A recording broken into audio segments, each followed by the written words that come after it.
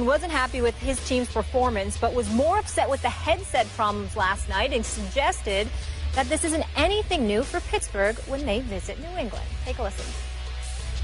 That's always the case. Here? Yes. Well, you're saying that every time you play here, you have... I said what I said. Mike, what exactly happened? You just didn't have any communication? We were listening to the Patriots radio broadcast for the majority of the first half on our headsets. Coach to coach or the coach to quarterback? Coach to coach. You mentioned the frequency of communication problems here. Is that something you've experienced in any other place where you guys have played? Guys, I'm answering questions regarding what happened in that stadium right there. So if anybody's got any more questions about what happened tonight, I'd be happy to address it. But that's a very serious thing that you're indicating that they're all... I'm not indicating nothing. I'm telling you what happened. And he did not stutter. The NFL released the following statement. In the first quarter of tonight's game, the Pittsburgh coaches experienced interference in their headsets caused by a stadium power infrastructure issue, which was exacerbated by the inclement weather. The coaches' communications equipment, including the headsets, is provided by the NFL for both clubs' use on game day. Once the power issue was addressed, the equipment functioned properly with no additional issues. Yahoo Sports, citing an unnamed source, reported that the Steelers will file a complaint with the league about both the equipment failure and officials not turning off headsets on both sidelines. We welcome to the desk now Herm Edwards. Can you hear me now? I can hear you. Still I got my fuzzy. headset in. Yeah, you're kind of fading out, but I got you. Okay. Do you have a problem with all this? Well, this occurs at times. It really does. Okay. Was in the league for a number of years. It occurred on my watch as a head coach, sometimes even in our own stadium. And I think the procedure is this. Obviously, when your headphones are bad, you let the officials know. The protocol is to obviously turn the headphones of the opponent as well off, and that should happen. I'm pretty sure they were able to do that. This didn't interfere with what happened in this game last night.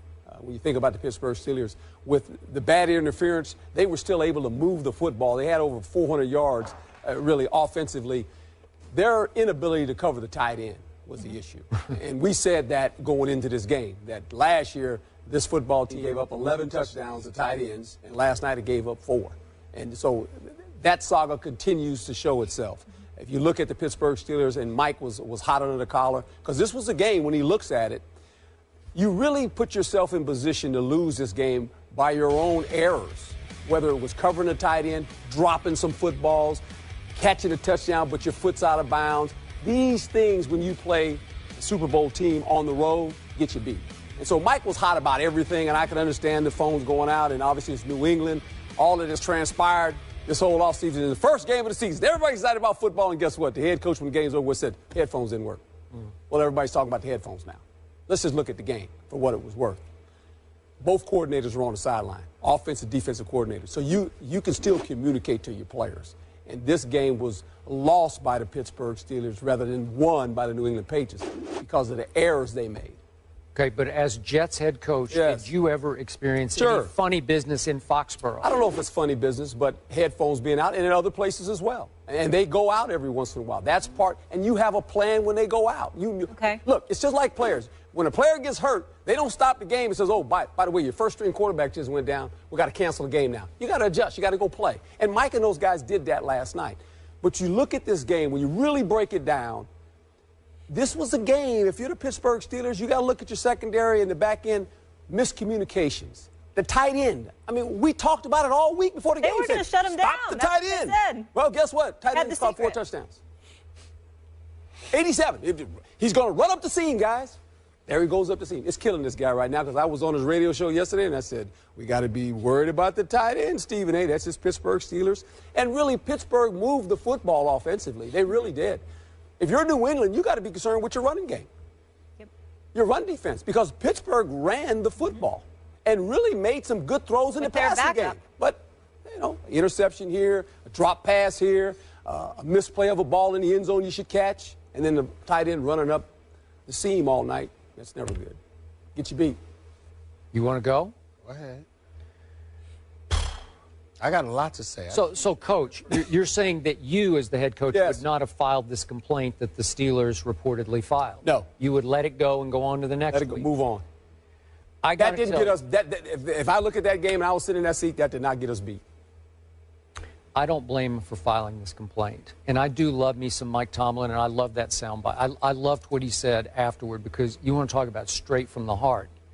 That's what I appreciate about him. He's going to tell you just about precisely how he felt after that game. And I do agree with you.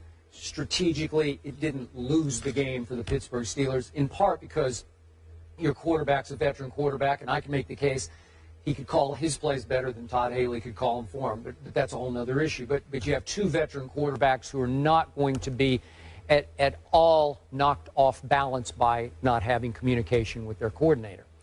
Coach to coach, that's a whole other issue. But here's my problem. It's just hard for me to believe, after all we have heard and read and seen reported by outside the lines about past Patriots cheating. It has been verified. It has been documented. They got busted for Spygate. With all that as the backdrop to last night, it's just hard for me to believe that that was just some far-fetched coincidence, like a 1,000,000-to-1 accident, that all of a sudden the headsets go out. And look, am I saying that Bill Belichick orchestrated that? I have no idea, but I think he loved it, because it makes every team that walks into that place see ghosts. Everybody's looking over their shoulder. We heard the story about Peyton Manning. He's told Peter King that, man, when big games at Foxborough, I never talk strategy in the locker room, you know, deep strategy. I go out in the hall and talk about it just in case. Well, that's pretty strong stuff. So everybody is looking over their shoulder in Foxborough, every visiting team, and then that happens. And, of course, the NFL presides over it, but how did the Patriots broadcast get in there? It's almost laughable that it did happen on this night, just so right timely. after Deflategate. Yeah. Are you kidding me? Are you saying there were some shenanigans being done here? Are you saying the New England Patriots maybe have done this on purpose? Well, just to send a message to the NFL? I got to tell you, it's you almost saying like they're saying, yeah, watch this. Like, this is Belichick. You want to talk about arrogant now? I'm just going to remind you, just quickly, if we go back to the genesis of Spygate. Remember, Eric Mangini, we all know him. Remember, he left Bill's staff to go coach the team that you coached, the New York Jets, and he just said very simply, Bill, I know you tape the defensive signals, just don't do it to me. You can tape everybody else, just don't do it to me. And Bill did it to Eric, and Eric just said, I just can't take this. I'm going to say something about this, and that sparked what happened. Okay, go ahead. I just want to point out one thing before Stephen A. goes and you continue. So the NFL provides the headsets, but it's the home team who's responsible for the installation and the maintenance of the equipment. That's right. Just exactly right. So we're all clear. That's exactly It just seems fishy to me that it could be this 1,000,000-to-1 accident on opening night after Deflategate. I'm sorry, but I don't have any proof of that. I'm just going off history.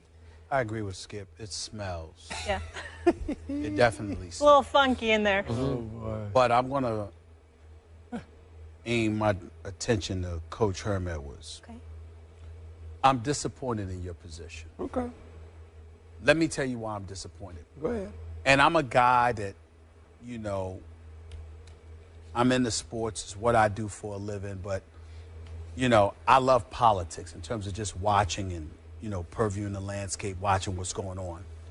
And I have a little pet peeve about just anything.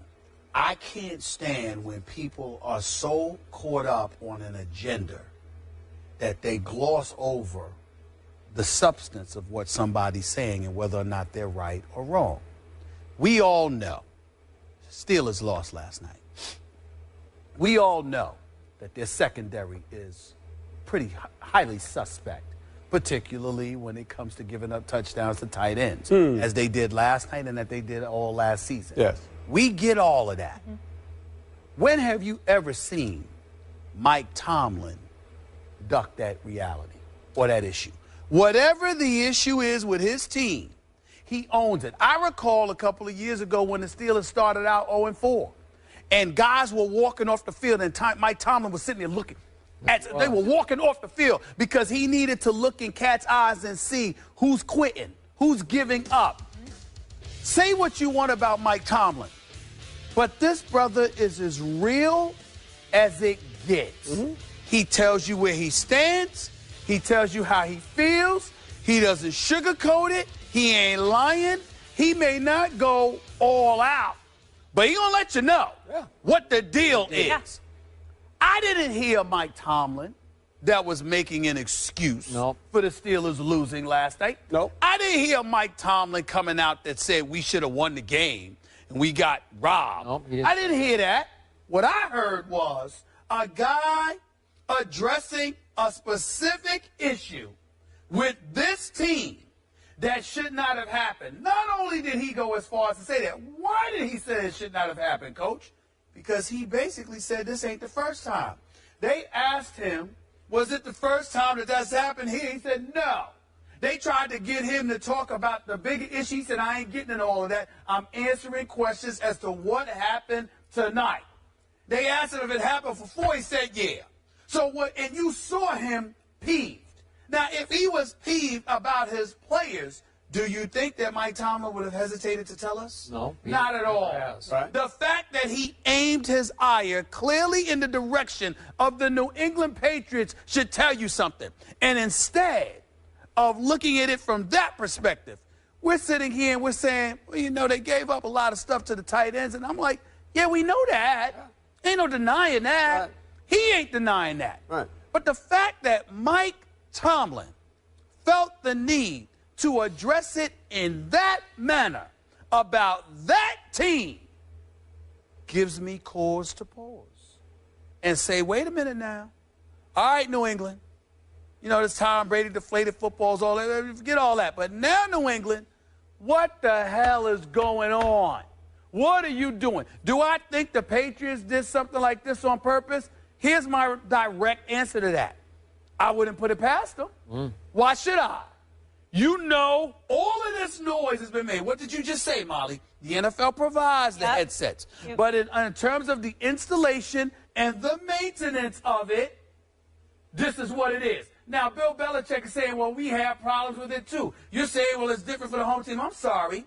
When actual plays are about to be executed, you might have difficulty because the crowd is hyped. But at the time when plays are just being installed, the noise is the same. I've been at many football games. The noise is the same. Come on now. If it walks like a duck and quacks like a duck, damn it, it ain't a mongoose. All right? At some point in time, you got to look at these guys and say, wait a minute. Is this or is this not true? Let's not make this about anything else with the Steelers. We know they lost. We know they're an inferior team right now. They lost. What this is about is Mike Tomlin, who's one of the most credible individuals in the business when it comes to honesty, speaking out against the Patriots. That is the bottom line. How come we can't deal with that? We can deal with it. You're 0-1. You're 0-4 going up there. Okay. So if it's gone out every time, why didn't you say it when the first time you lost to him? Or the second time you lost to him? Or the third time you lost to him? I'm just asking the question. And I'm answering it. And I'm okay with Mike what he said. I'm answering it. Yeah. Coach, could it be because now that all of this has happened, you still let something like this happen? It can't be that you're incredulous as to, really? After all y'all been through opening night? Opening night, you still let this happen? I understand what's happening. That can't be the case. But here, they don't get a redo. Steve, that's not what I'm saying. And you know that's not what I'm saying. Okay, but I'm just saying. On many occasions in your career, you have pointed out and have spoken very eloquently about right and wrong. No doubt. Is this wrong? Well, if it's done intentionally by New England, it's wrong. If you thought it was intentional and you were Mike Tomlin standing up like that and you were willing to address a subject like that, you trying to tell me you wouldn't believe it's wrong? Oh, I would absolutely. All right, well, then what does anything else have to do with it? No, if you're thinking that shenanigans went on and it's gone on every time you've gone up there, then you need to say that right from the beginning. Wait a minute. You know what I'm saying? It's a pattern. Once it became a pattern, he finally spoke up. Speaking of people who are credible and honest, Ryan Clark, we often have on this show, has often said on this show, every time we played against Tom Brady, they knew what we were running on defense. Now, that's his view of this, but he's obviously a Mike Tomlin disciple, is Ryan Clark. So that was their feeling. Every time they played, they knew what we were about to do. Right. Okay? So it was already embedded in their psyches when they went up there. And again, I think Bill Belichick loves all this. Yeah, he does. I think he's getting a hoot out of it, actually. Mike Tomlin, like you, Coach, plays by big boy rules. No doubt. He ain't going to whine and cry about something he ultimately knows his team is responsible for. The fact that Mike Tomlin was willing to address that like that, all I'm saying is it should tell us something, because that's not what he does. He doesn't do that. I agree with you there, Stephen A., but we all have our opinions about the New England Patriots before this incident took place. This just adds to the... But he never said anything. No, I'm not going to say. But before that, Right. Spygate and everything else is going on. And he never said anything. That's exactly right. I'm just saying, this just adds more fuel to the fire, right? I mean, at the end of the day, adds more fuel to the fire. And then Tom Brady being interviewed by Jim Gray last night, going to sit up there and talk about bringing up all of this stuff about the Patriots is a discredit to the game of football. Well, damn it, stop letting stuff happen. How about that? Maybe we wouldn't have to talk about The it. Jets go to Foxborough. Where did you meet?